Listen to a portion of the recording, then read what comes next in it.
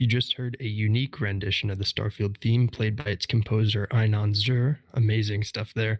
That was a special introduction to a very special episode of the Lorefield podcast. I'm your co-host Mitch alongside our wonderful other co-host Lexi. Hello. It's a special episode because we have news. I said at the end of the last episode that I was sure we'd have news by the next time we met, and here we are, barely a week later. Long time no see, Lexi. How was your last week? It's been good. It's been good. You sold your Switch, right? I did, yes. There's not a lot of games that I play on the Switch, so I thought it's time I sold it. That's fair. No Starfield on the Switch for you then. No. I don't think that'll be happening, but yeah. I had a good week as well. I still have my Switch. I don't play it as much as I'd like, but still have it for now. The news we'll be talking about today is that Bethesda has uploaded a new video called Constellation Questions Talking Starfield with Todd Howard. Some important questions were answered and we got some new gameplay. But first, we did want to acknowledge, on a more serious note, the sad news that came out of the Bethesda Game Studios family in recent days. We learned of the sudden passing of Ferret Baudoin on October 15th. He was a designer at Bethesda Game Studios for nearly a decade. His game industry career started in quality assurance in the late 90s, and then he moved over to design for MechWarrior 4's Black Knight and Mercenaries expansions. MechWarrior War was praised as one of the best sci-fi simulation games of the early 2000s. He worked as a designer on Van Buren, Black Isle's canceled Fallout 3 project, and then he went to Obsidian Entertainment, was a designer for KOTOR 2, and he was a lead designer on Neverwinter Nights 2, and a lead designer and writer for Dragon Age Origins, Dragon Age 2, and Dragon Age Inquisition. That was when he joined Bethesda Game Studios, first being credited as a designer in Fallout 4, and then he was also a lead designer on Fallout 76 and took over as the lead on that game's Wastelanders update following the departure of Jeff Gardner. And Wastelanders, in my opinion, was the most important chapter in Fallout 76's history, caused a total reversal in the game's critical scores, and really gave it the Fallout feel that it needed. So I think that particular one says a lot about the quality of Ferret's work. He then worked on Starfield, and we have a couple tweets here. First from Jeff Gardner, longtime Bethesda veteran. He says, "I'm crushed right now. Ferret Baudoin took over as lead designer on Fallout 76 for Wastelanders, an eternal optimist and a dear friend. We had lunch several times since I departed Bethesda. He will be dearly missed." And level designer Zach Wilson said, "Devastating news. Ferret was a real one, a powerhouse designer and a great dude, like if a bear hug was a person. He did like half of the space encounters in Starfield and a ton of other stuff. I can't wait for you all to see his work. There will be a ferret-sized hole in Test 6. And I'll just say, yes, space encounters is a term we haven't heard before. We're not gonna go into that. We'll wait to hear about that another way. The focus right now is on mourning the loss of, by all accounts, a great person. Of course, like, we're all familiar with the incredible things he did at work, but most importantly, he was a loving husband and father, and our hearts go out to his family and everyone that knew him personally. My school recently had a pretty prominent professor pass suddenly, and it creates like a heavy atmosphere around wherever the person works. So I'm sure this won't be an easy couple of weeks at Bethesda Game Studios. I don't know if any devs listen to us, but if you do, just know that we're thinking of you as well. It's always tragic when someone dies, especially when they've done so much. And I think the saddest part is I didn't know this guy existed until, which does make me feel sad because I'm only now hearing his name. And that's just kind of depressing to me. I recall that he did a Fallout 76 AMA around the time Wastelanders came out with Jeff Gardner, and he was interacting with the community a little bit. I think I was playing 76, just waiting for the update at the time. Because I wanted to get all of the main, like, max myself out before the update dropped. So I could do all the base game content and then be ready for Wastelanders. Like I said before, like, Wastelanders was so key in making Fallout 76 what it is. But yeah, clearly Ferret, I think, was somebody that made the magic happen in the background. And unfortunately, sometimes it's only after they've passed that we really understand the degree of their contributions. He was a real important piece of the puzzle. Yeah. That's a really sad story, and there's no real good way to transition out of it, but I think we'll just go for it. On October 12th, Bethesda emailed members of Constellation a new video called Constellation Questions Talking Starfield with Todd Howard. It's just shy of 5 minutes long and features Todd talking about some of the games that inspired Starfield, what type of sci-fi Starfield is. Hard. But then we get the answers to some questions. We learned a little bit about the warp drive. What's going on with that, Lexi? So the warp drive will determine how far you can jump and will not run out of fuel. So you won't be stuck on a planet needing to refuel. I've seen mixed reactions to this. How are you feeling about it? I'm glad. If you've ever played No Man's Sky, you know refueling your pulse drive and landing gear is the bane of your existence in that game.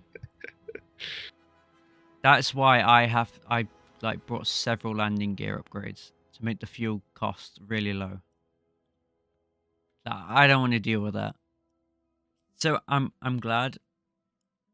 I think this is going back to what Todd said in 2019. They have to gamify it somewhat. Possibly in a survival mode. You'll need fuel for it, but come on, this is a Bethesda game. It's hard sci-fi, but they don't expect you to like... It's like in GTA. You can drive the cars endlessly. You don't need to refuel them. Because that's like...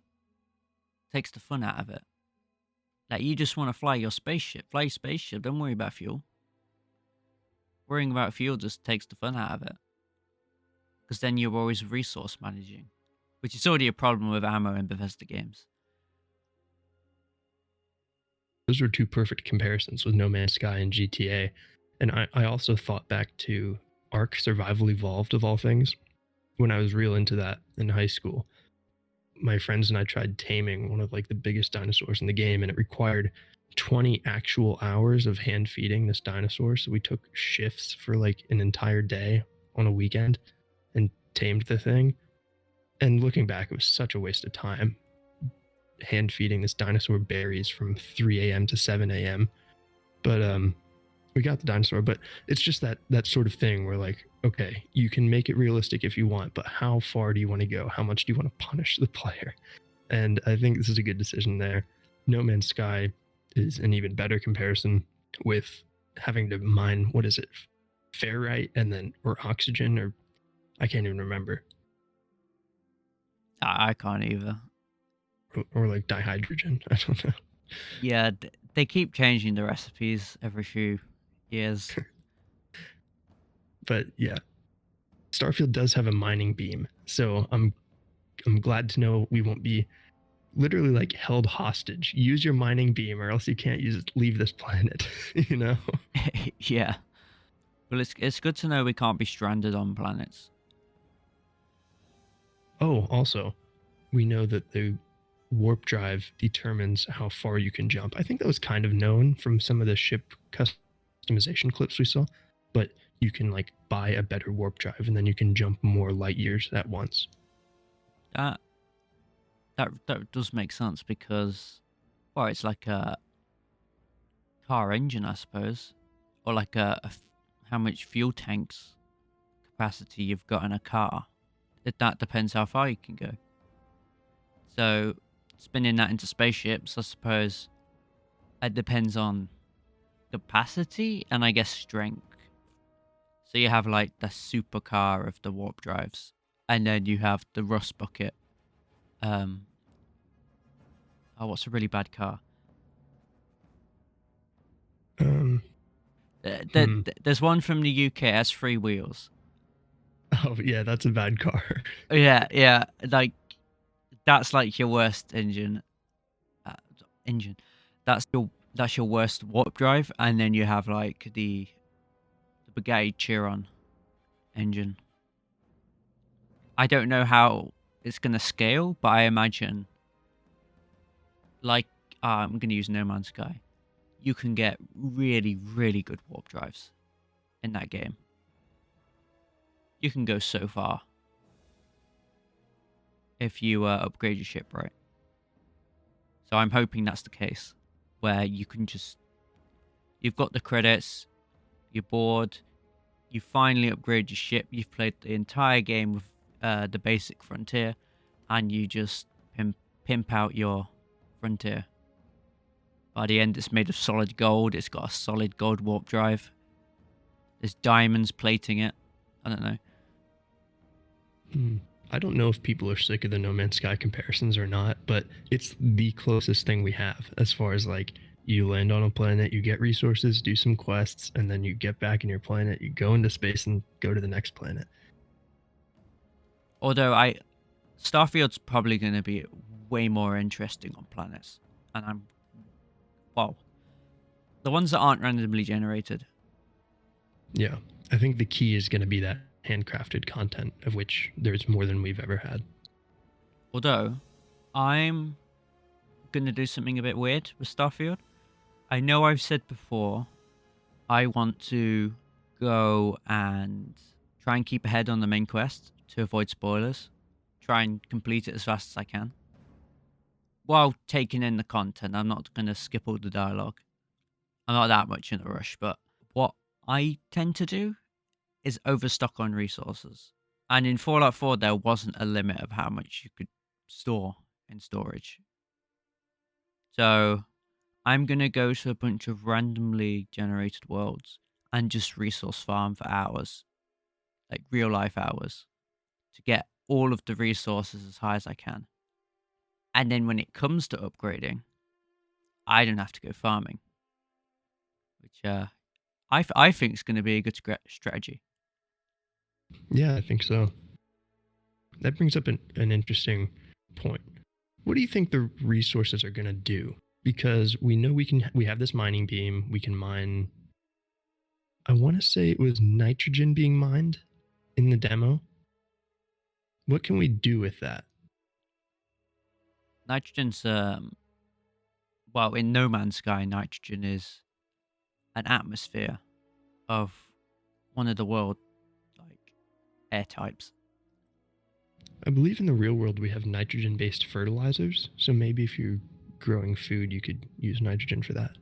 But there's got to be stuff that you use as like a component in building structures, like alloys and stuff. I don't know if you maybe get iron or titanium or something, then put them through a crafting process at your outpost, and then you can build structures. I don't know how that works, but I'll be curious to see how these raw materials are used in the outpost building, making your ship run, upgrading your ship. Like, there's a lot that can be done there. Crafting weapons, like you name it. Yeah, I mean, I kind of want... Okay, I have to kind of go between Skyrim and Fallout 4 for this.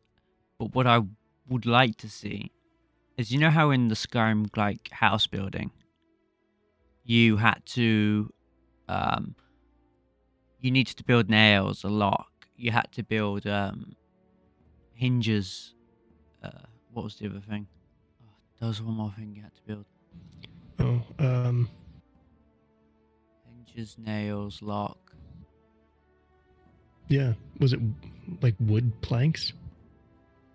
It was No. something metal. I can't remember what it is. You know, it's gonna come to me. But anyway, but in Fallout 4, the way they did it is you just needed the basic resources, and the screws were already made. You just had to kind of collect them. I'm wondering if in Starfield there'll be a mix. So, I've collected iron.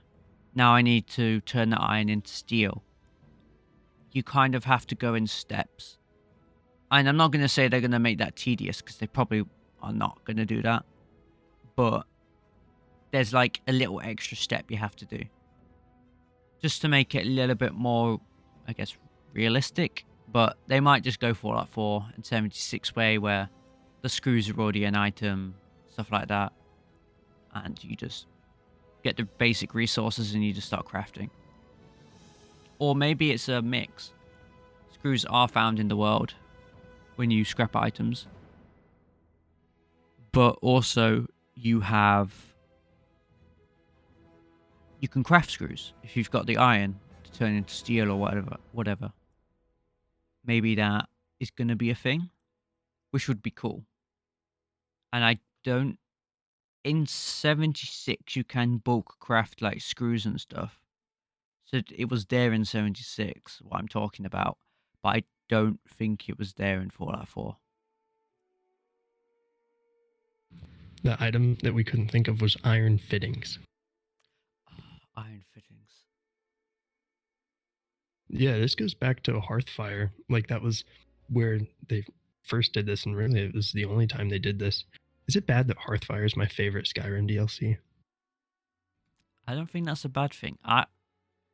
Personally, I think it's very basic, but it's kind of that filler DLC that Yeah, BGS like to do in between the large updates. it just made it like a very light life sim. I was a big fan of that. But yeah, I think this would be a perfect time to bring back the crafting components, if that makes sense. Yeah. Let's move on then to traits. So here's another one that's going to make people very opinionated. We learned we can remove traits through some sort of quest or activity. So remember, at the beginning, we select 3 traits at character creations, and those come with both a positive and negative effect. So now we find out that you can get rid of them by doing some quest or activity that removes both the negative and the positive effects. It'll be like you never had the trait. What do you think of this? I think that's cool, but there's gotta be some ramifications to this. I don't know how you're gonna end up pretending like it never happened. Oh, you had parents. Oh no, your parents are gone. What happened? Okay. Oh no, I have a mortgage. Oh, my mortgage is gone. Oh no. What On the happened? parents, the kid stuff trait says that our parents are alive and well and we can visit them. Do you think if Todd says that you can do some sort of activity that gets rid of the trait permanently, i.e., makes our parents no longer alive and well, can we kill our parents? I'm putting it out there. We were ahead of the curve last episode. We were. We talked about making them fight each other. Now we can make them fight to the death. So that's yikes, but Here's what I'm gonna do. You say yikes, I get ideas. Okay, I'm gonna on my outpost, I'm gonna build a giant coliseum that has it has spectators. So I'm gonna have seats all around. It'll be like Oblivion's arena, so everyone in the outpost will be sitting around watching. And then I'm gonna put my parents in the floor of the coliseum. Maybe unleash some Ashta in there too, and I'm gonna make them fight each other. And the Ashta will be involved, and it's gonna be a bloodbath down there. And that's how I'll get rid of the trait. you know, that sounds amazing in my head. Like you've got all these cheering like in the Oblivion Colosseum. Welcome to the arena. But in reality, the NPCs are just gonna be sat in like on benches doing nothing. No cheering, no nothing. It's just for your amusement. I'll still enjoy it. You won't really notice that they're being silent through the sounds of the Ashta ripping each other apart. I mean, to be honest, they're probably going to get up and start shooting the Ashta anyway. Or the NPCs in the area. They're going to get aggro and they're going to... Oh. You're going to have to set up like glass barriers or something. Yeah. This might only be possible with like console commands, so that would fix that problem too. Yeah, that's true. And I'm hoping to get a new graphics card. Just for Starfield. Oh, cool.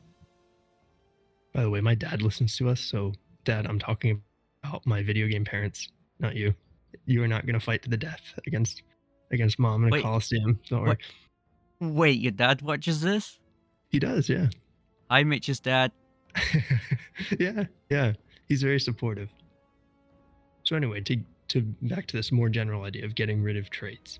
I saw some people seem to think that doing this activity will only get rid of the negative, but I thought Todd was pretty unambiguous in saying that it gets rid of the entire trait, meaning you lose both positive and the negative. So with Dream Home, you would lose the house in addition to the mortgage. Maybe that's like selling the house or something, or giving it away. Yeah, giving it back to the bank. I'm actually going to take the dream home trait probably straight away, because what I'm going to Google what it looks like. Or, well, I suppose at midnight launch, I'm probably not going to see that, but but I don't know. I think it'll be worth it if you pay 50,000 off. In BGS games, that's usually nothing. That's like maybe 120 quests. Like, you'll build up money quite fast. I don't know if there'll be an option to pay it off in one go when you have enough. Like, pay the rest off straight away. But having a luxurious, customizable home on a peaceful planet sounds to me like a good deal. I don't think the negative's that bad. Think about it. There's a luxurious, customizable home. As long as it's not a shack, I think that's a great deal. And I think most people would take that. Just make sure you're making money in Starfield. Because you have to pay weekly, and that'll be in-game weekly. And days take like 20 minutes in Bethesda games. So you better get questing, because you only have a few hours before you have to pay the first payment. That might take 100 hours to pay off if you just pay it weekly, and I'm hoping you can pay it off in one go when you have enough. Because I'd prefer that. And also, I have a drive. I have a drive in the Starfield if I have that mortgage, because I have a reason to get money in a weird debt way. If you take Dream Home and kid stuff, that's a lot of money being siphoned out of your gal bank account. If you want a penalizing run, like the homeless run, well, you won't be homeless though. Actually, I wonder with this, and I was talking to you about it before the show. What if you store all your money in like a drawer or something, like in previous Bethesda games, or you like store it somewhere where they can't take it? Will they send like bailiffs to your house? And you can like be chased across the settled systems by like bank bailiffs. Well, I suppose they'd repo the house first, so you'd lose the house anyway. Do you think the Crimson Fleet would come after you in that case? Like Galbank might put a price on your head, and then the Well, I don't. pirates come after you. I think if you miss one payment, they take the house away immediately, and then you've lost that house forever. Like, it's something you have to keep on top of. That's the big negative, and that is just going to drive me even more to try and pay it off. If I fail, reload the save, and try and make more money in my wasted week. But I'm sure I'll make a ton of money, because I'm just going to be doing quest after quest after quest till at least level 15. So that is a trait I think a lot of people are going to take. Yeah, I agree. It's a really enticing one. And I think our next episode will be kind of like the last one when we looked at backgrounds, but we'll be looking at traits. And that'll be great with all these new ones we have. So barring news, I think that would be cool to go through all the traits, the ones we have seen and the ones we haven't. For the ones we haven't, guessing about what they might mean and what the negative might be, because there's a lot there. And then also, it'll be fun to speculate what the activity might be to get rid of it. I think that'll be a lot of fun. Definitely. On the Dream Home, so we knew about Dream Home. The description has changed a little bit. So we now know that the 50,000 credit mortgage is repaid in weekly payments that are automatically taken, I think. And that's different from before, where it was kind of implied that it would be an Animal Crossing style of like pay at your own pace, so you really don't have to, sort of thing. So I'm glad that there's a little bit of pressure. It's not pressure, it's you don't have a choice. You're going to be paying this mortgage weekly. I wonder how many in-game weeks that would take.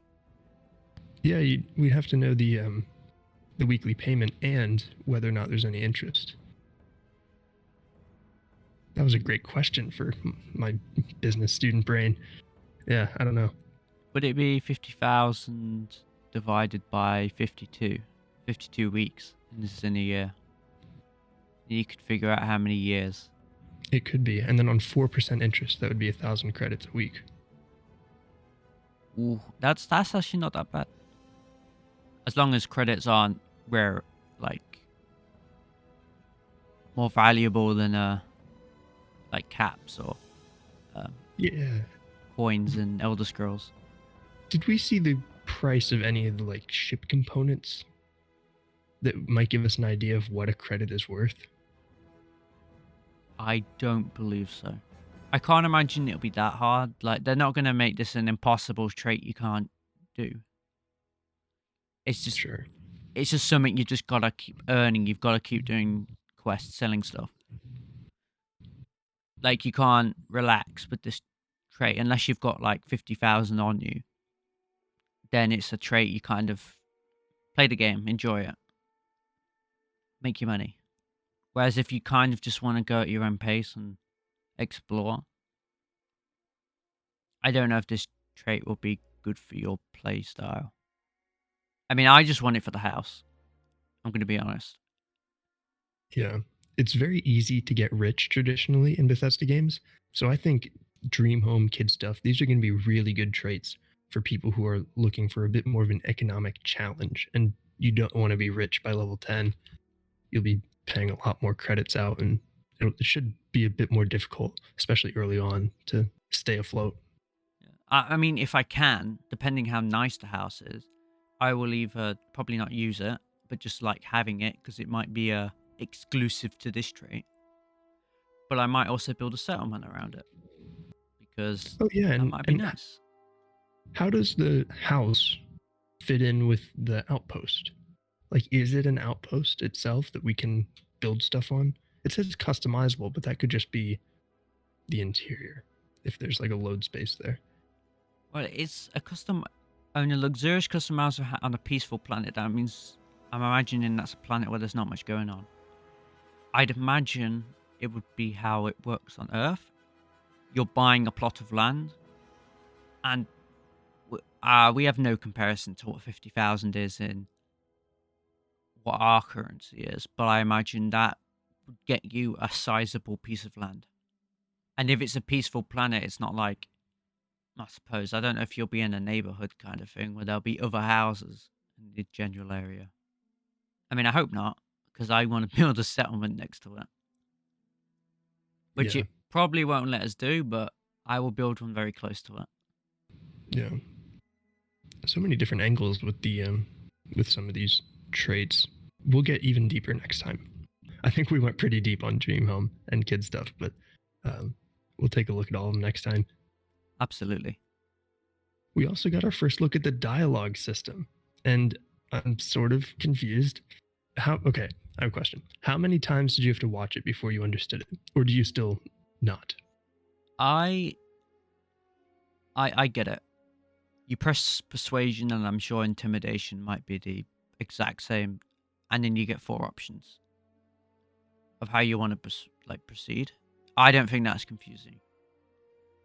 That's kind of like in Fallout 4 with the railroad, where you can choose your name, and there's they use the question option, like Y or triangle, to open more options. I think it's kind of like that. Okay. I was confused about the persuasion points. So, if you spend the points, that is not a guaranteed success, right? No. Okay. And then you lose a turn, and if you run out of turns and the persuasion fails. I suppose that would be bad news for you, because you've lost points and you're in the poop. How do we get these points? Do we have to be successful, or do we get them when we level up? Like, you get a perk point and you get like persuasion points, or is it like you have to get a persuasion perk, and then this persuasion perk passively gains you points over time, as well as, I don't know, making persuasion easier?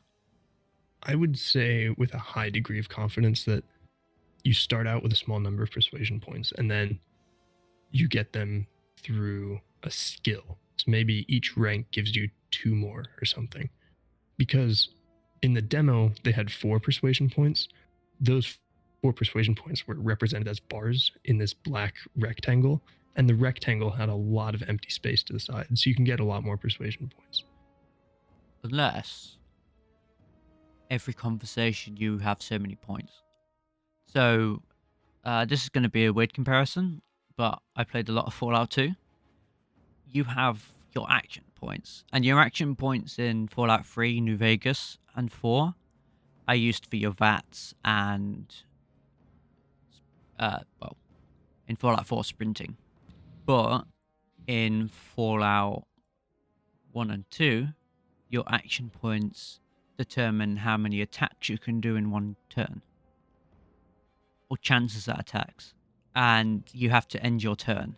So I'm wondering, after the end of your conversation, whatever your default persuasion points are at, they will refresh at the end of the conversation. Like, they refresh at the end of the conversation, and you have so many per, and you can get more by upgrading a perk, or ranking one up, or maybe some items will give you some bonus ones while you're wearing it. I like that a lot. That would make sense if it's like every instance of the persuasion minigame, you start with a full meter. And just quickly, I love the option you can just give up the frontier to them. Yeah. I love how quickly you can just, oh, I'm serious. You can just have my ship in return for this. Yeah. People haven't really analyzed that conversation that much, so I thought we could do that in like play format. So would you like to be the player or the Crimson Fleet pirate? I will be, I don't know, which one do you want to be? I'm kind of itching to do a pirate voice. Okay, I'll be the player. I'm gonna do the weirdest voice you've ever heard for the player. But yeah, you're the player, so you can do whatever voice you want. Okay. Right, ready for this. I've been trained my whole life for this. Not really, but here we go. There's no treasure in my ship. Cut your losses before more people get hurt. You're not taking us out of this score.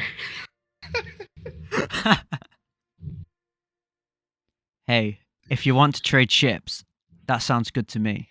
The frontier creaks when it turns away.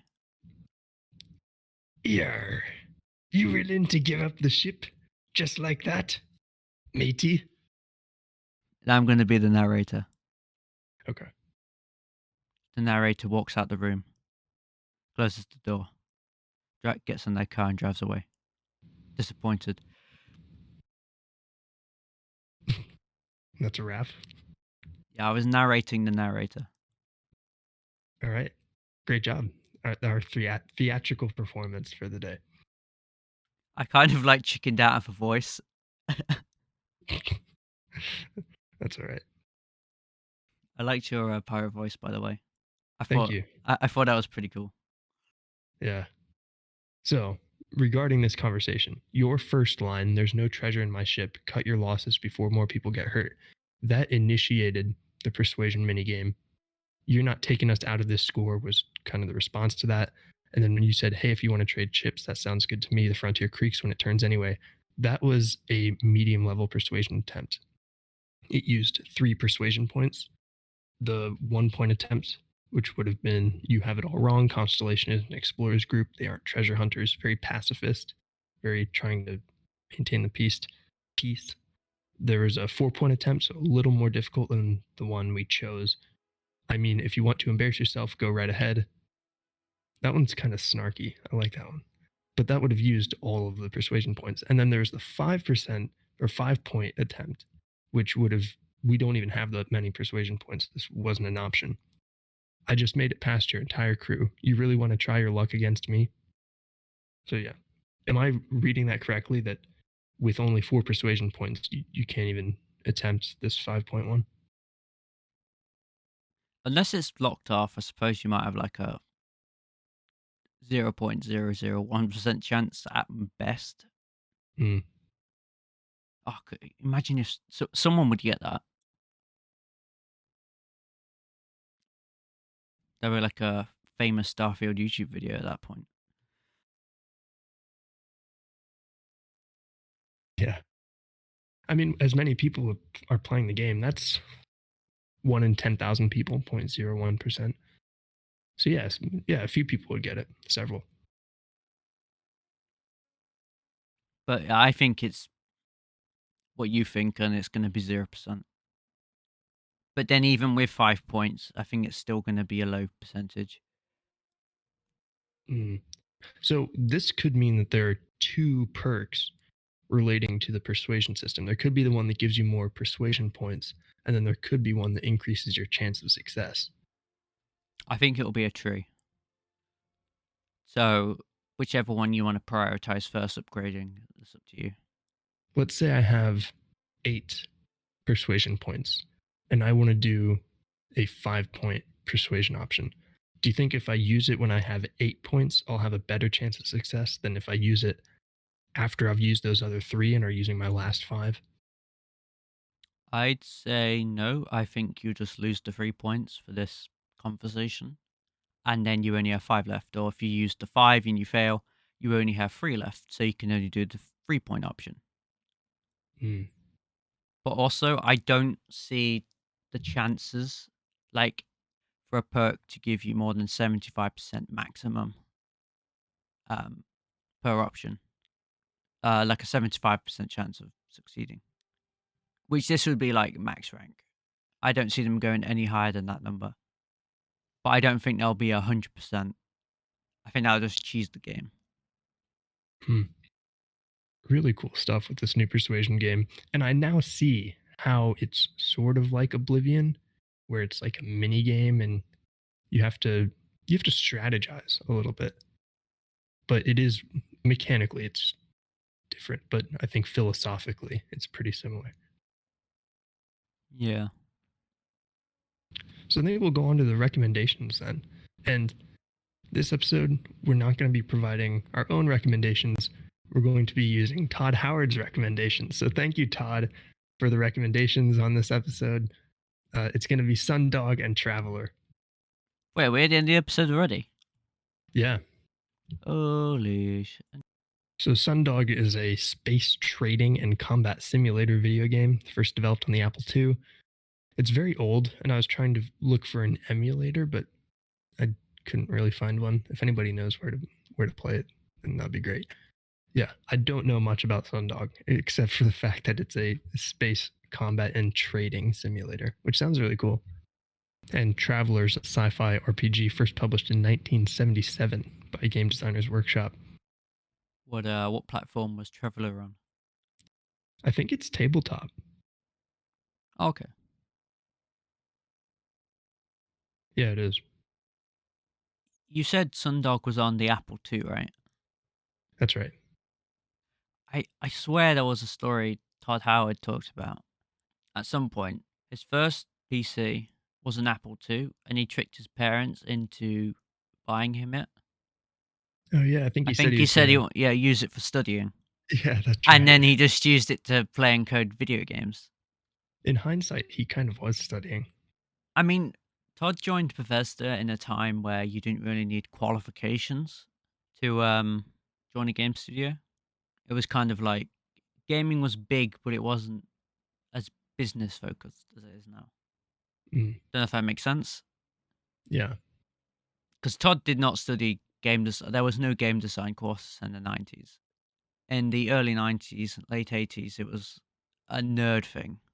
I mean, you had computers in offices and, stuff was done on the computer, but like gaming was just a hobby. And Todd kept pestering Bethesda, and eventually they hired him. He worked on the Arena CD port, I believe. And history ensued. Yep. I think we've reached the end then. Looks like it. Any closing thoughts on the video we had? The drought's over, everyone. We can celebrate. The drought is over. Can we name the episode that? The drought is over? I feel like anyone outside the community won't know what that means. The the news drought is over.